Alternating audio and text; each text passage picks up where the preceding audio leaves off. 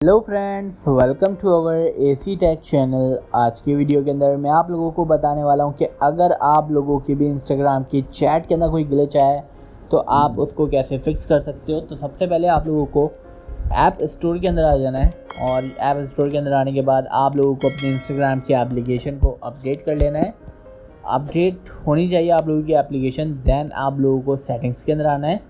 Settings के अंदर आने के बाद आपको स्क्रॉल डाउन करना है। यहाँ पे आपके पास जनरल का ऑप्शन है, सिंपल आपको इसके ऊपर टैप करना है। यहाँ पर आपके पास ऑप्शन है आईफोन स्टोरेज का, तो सिंपल आपको इसके ऊपर टैप करना है।